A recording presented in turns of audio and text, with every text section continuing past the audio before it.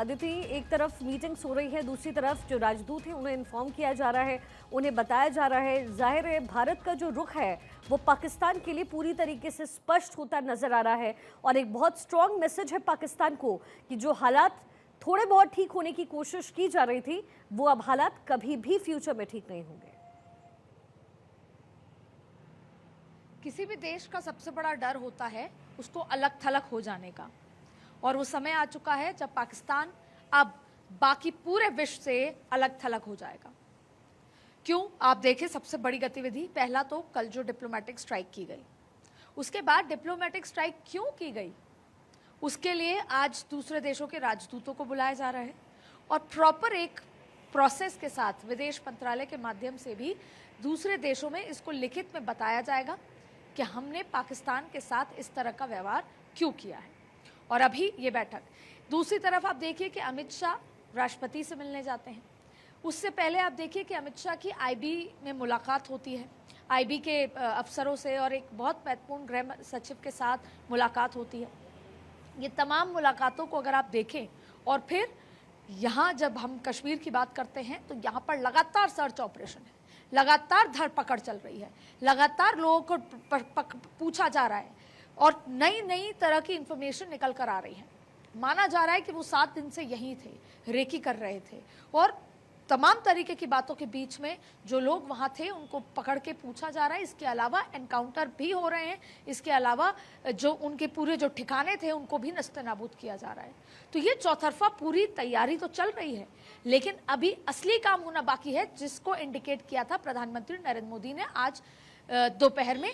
और तब उस समय ये साफ तरीके से बताया था कि अब वो वक्त आ चुका है जब पूरी तरीके से आतंकवाद को जड़ से खत्म करना है। और उसी जड़ से खत्म करने की प्रक्रिया में आप देखें कि ये बैठकों का दौर लगातार चल रहा है।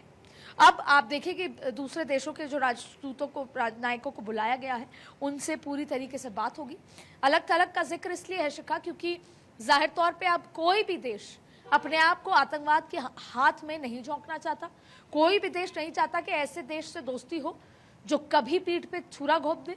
कोई देश नहीं चाहता कि आतंकवाद की आग में जब चपेट लगती है तो हम पीछे चले जाते हैं। आज श्रीनगर चिल्ला चिल्ला कह रहा है कि एक बार फिर जो इस 5 साल में हमने पाया था वो हमने अब अगले 10 साल के लिए खो दिया।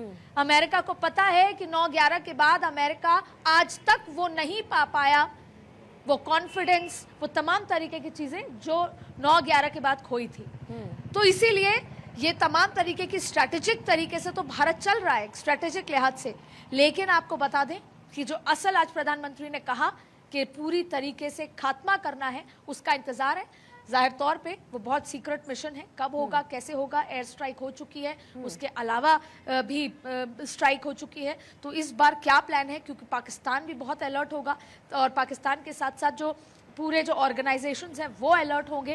तो जाहिर तौर पे एक अलग तरीके का प्लान होगा। तीनों आर्मी चीफ, नेवी चीफ से सबसे बातचीत हो रही है, बैठकों का दौर चल रहा है और मिशन पूरे अपने चरम पर ये आगे बढ़ रहा है। इस समय अदिति, चूंकि आप ग्राउंड जीरो पर हैं तो वहां पर क्या स्थिति नजर आ रही है? क्योंकि देखिए, एक तरफ सरकार जो है वो कार्रवाई कर रही है और आगे ये कार्रवाई किस दिशा में बढ़ेगी उसको लेकर के मीटिंग्स हो रही है, इन्फॉर्मेशन दी जा रही है, इन्फॉर्म किया जा रहा है बाकी देश के राजनयिकों को। लेकिन इस समय जम्मू कश्मीर की स्थिति एक पर्यटक के तौर पर आप कैसा देख रहे हैं? देखिए, पर्यटक यहाँ हैं, मजबूरी आप कह लीजिए, या कई बार ऐसा होता है कि घर से निकले हैं तो हैं। और जाहिर तौर पे यहाँ पर सभी के कोई ना कोई जानकार हैं तो सब ये पूछते हैं कि सिक्योरिटी इशू नहीं है। और कई बार यहाँ की पुलिस फोर्सेस, यहाँ के जो सीआरपीएफ हैं वो भी ये बताते हैं कि इस तरह का कोई भी इशू नहीं है। तो वो यहाँ हैं, पर कई ज़्यादातर लोगों की प्रॉब्लम है कि वो 15 लोग आए थे, उनके आज से 5 दिन बाद की ट्रेन है या 5 दिन बाद की फ़्लाइट है, तो वो फ़्लाइट टिकट कैंसिल करा के नहीं वापस जाना चाहते हैं। तो ऐसी तमाम तरीके की प्रॉब्लम्स हैं, इसलिए पर हम सड़क पे पर्यटक को देख रहे हैं। लेकिन ये बात तय है कि अब पर्यटक सोच समझ के आएगा और उसी का सबसे बड़ा दुख यहाँ के लोगों को है। यहाँ के लोग कोशिश कर रहे हैं कि वो इतना मान मनोहार करें कि पर्यटक उसको अपना घर मान के फिर आए, क्योंकि जो यहाँ पे रहने वाले लोगों की जो 90% जो आमदनी है जाहिर तौर पे वो टूरिज्म पर है, जिसको सीधा सीधा अफेक्ट हुआ है। अब आप देखिए, फिर मैं वही बात बाद में कहूँगी कि अब धीरे धीरे डर दहशत का माहौल तो बनने लगा है। अब वो सोशल मीडिया कह लीजिए या चीज़ें तैर के आती हैं। यहाँ के जो काफ़ी युवा हैं वो ये कह रहे हैं कि दूसरे राज्यों में जाकर वहाँ के जो कश्मीरी मुस्लिम बच्चे हैं पढ़ रहे हैं, उन पर किसी न किसी तरह का दूसरे बच्चे हाथापाई हो रही है। उसके बाद ये कहा जा रहा है कि ऑब्वियसली जो आर्मी है वो पूछताछ के लिए कई लोगों को डिटेन कर रही है, जो पहलगाम का इलाका है। तो वो बात तैर के आती है कि अब आर्मी डिटेन कर रही है, जबकि उनका कोई लेना देना नहीं था। आर्मी और सरकार का ये स्टैंड है कि जब तक पूछताछ नहीं होगी, जब तक डिटेन नहीं किया जाएगा, जब तक अंदरूनी पूछताछ नहीं होगी, चीज़ें निकल कर नहीं आएगी। तो अब एक बार फिर वो जो बहुत पहले मैंने यहाँ पर महसूस किया था, जो मैं मना कर रही थी आपको कि अब चीज़ें बदल चुकी हैं, वो यहाँ पर होता नजर आ रहा है कहीं ना कहीं अब। और सबसे बड़ा डर यही है, सबसे बड़ा डर सबके लिए यही है कि अगर रोजगार हाथ से फिसलता है तो आदमी हाथ में कुछ और लेगा, और जो पिछली बार हाथ से छीना गया था उसके बाद हाथ में रोजगार दिया गया था, ऐसा ना हो कि एक बार फिर उस दिशा में आगे बढ़ा जाए। इससे यहाँ के युवाओं को समझना होगा, यहाँ के जो फैमिलीज हैं जो अपना पालन पोषण अपने टूरिज्म और काम से कर रही हैं, क्योंकि एक व्यक्ति ने ऑफ रिकॉर्ड कहा कि अगर रोजगार नहीं मिला तो कोई गलत काम में नहीं चले जाएं हम। तो ये डेस्परेशन है यहाँ पर। माहौल शांति का है, कश्मीरियत यहाँ अभी बहाल नजर आ रही है, अभी भी टूरिस्ट दिखते हैं। तो आगे बढ़कर टैक्सी ड्राइवर की बात कर लें या नाव की बात कर लें, सब लोग उनकी मदद करने पे हैं, सब लोग तकलीफ में हैं, दुखी में हैं, सब एक दूसरे के साथ खड़े हैं, लेकिन चुप भी हैं।